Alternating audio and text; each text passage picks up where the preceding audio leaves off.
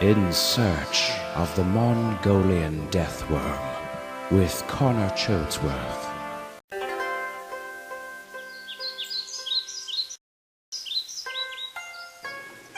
Ogai Kokwai. The Mongolian phrase means intestine worm because the creature it describes is reported to look like the intestine of a cow. It is the subject of a number of extraordinary claims by Mongolian locals, such as the ability of the worm to spew forth sulfuric acid that, on contact, would turn anything it touches yellow. It kills humans, and its purported ability to kill at a distance by means of electric discharge through its anus.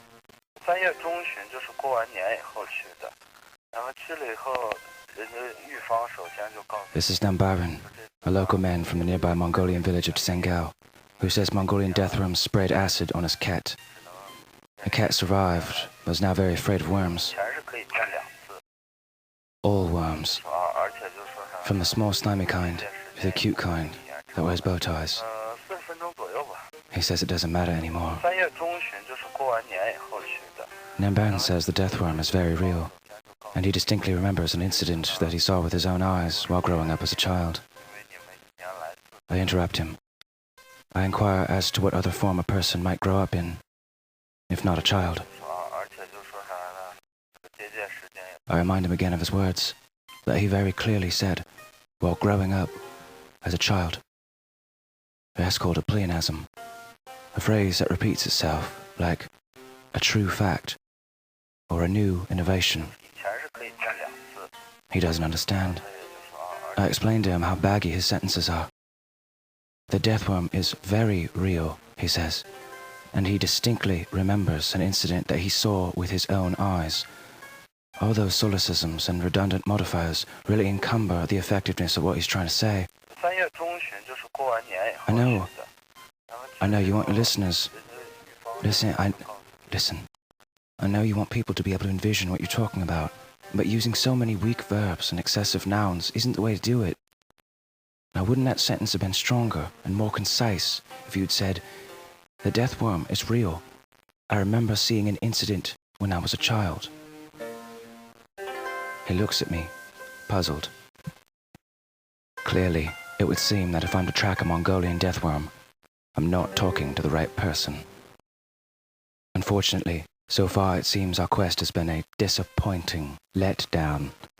I'll need an alternative choice, some other anonymous stranger in the local nearby neighborhood, if I am to make any new discoveries on the fatal, deadly, lethal, deadly death worm.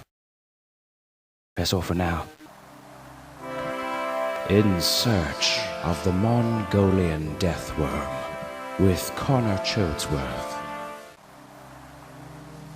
The Mongolian death worm, the deadliest worm in all of Mongolia.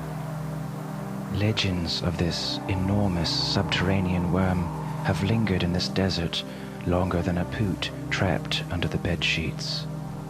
The worm is said to, on occasion, leap from the sand like a giant, long, cylindrical, segmented fish might do, if sand were water, and if worms were fish.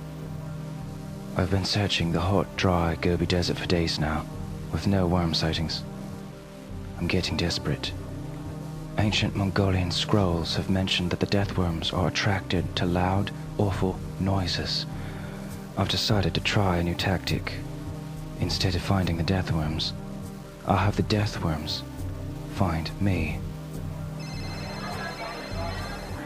Our team makes some phone calls and finds that Bono's in the nearby village of Huansun, doing some sort of humanitarian bullshit. We've arranged to have you two perform directly in the center of the worm zone, effectively acting not only as worm callers, but as worm bait. Bono claims that he's not afraid of worms, that he's never been. His band confirms. They say that back home he's called Ginormous Douche Baga. It is Gaelic for worm whisperer. I'm very excited. They begin to play. Mongolian death worm in the ground. I heard that you liked god-awful sound. So they paid us to play for you. I heard you spit acid from your head and lightning bolts from the other end. Are you fake or are you true?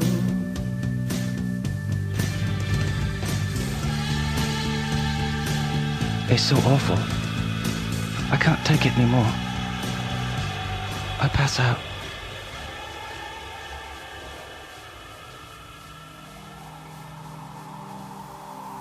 I wake up and my face is covered in sun-dried vomit and hot sand.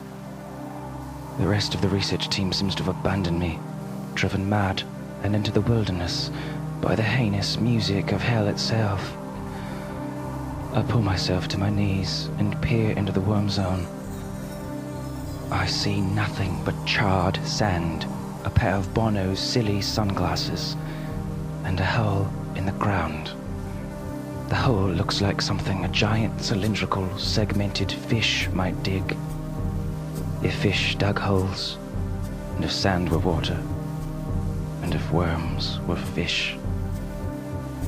Bitterly, I weep.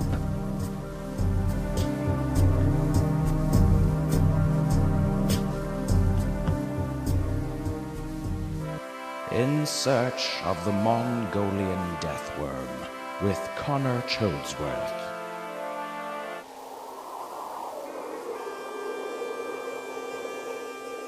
Few things in the entire world are as mysterious and elusive and utterly fantastical as the Lorax, which emerges only in the most rare of moments from the shorn trunks of truffula trees to lobby against big thneed factories.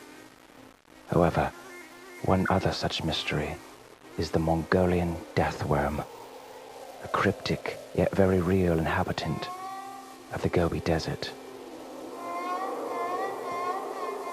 As of yet, I've had no luck collecting any actual data on the rare beast, which the locals describe in an overwrought, contrived, and plodding manner, might I add, as having the ability to spit sulfuric acid from their mouths and bolts of electricity from their booty holes. So far, I've spent 3 dehydrated weeks wandering, raving, half mad throughout the roofless desert terrain. In addition, I've somehow accidentally killed Bono. But I've made it back to base camp, and with the aid of technology and a different research team, we're exploring a new device. Sex. We plan on arousing the worm with a hot, sexy deathworm decoy. We've gutted the swollen, fetid corpse of a nearby rotting camel and extracted the animal's large intestine. After a few minor cosmetic adjustments, we've transformed the bloody, putrid casing into a smoking hot female deathworm. Classically feminine, but at the same time... Slipped a little. That is If she's gonna be in hair makeup for 3 hours, I can't do it. I love that. Bigger bows. Talk about a bitch slap. We've named our worm decoy Heather, after our senior producer's mindless, blathering 15-year-old daughter. What? Hey! Who said that? And we've also named the primary wormhole after Bono, as it's through this very hole that he was carried to his doom by one of the deadly creatures. Heather is rigged to a pulley contraption, dangling precariously just at the tip of the gaping Bono hole. Attached to Heather is a seismometric transponder, a device that we hope will allow us to communicate with the deathworm by recoding speech into ground vibrations. I found it on eBay for $14.99. The bald-headed guy from Ghost Hunters was selling it along with an EVP recorder, which supposedly picks up and records unusual, barely audible frequencies. I have my doubts that it will work, because he's rated at only 4 stars. So, we'll see. Get my money back. That's just the chance you take when you buy something online, I guess. It's just so convenient, though. But anyways, as a mediator, we've recruited someone skilled in the subtle art of seduction. From Dateline NBCs to catch a predator. I'm Chris Hansen.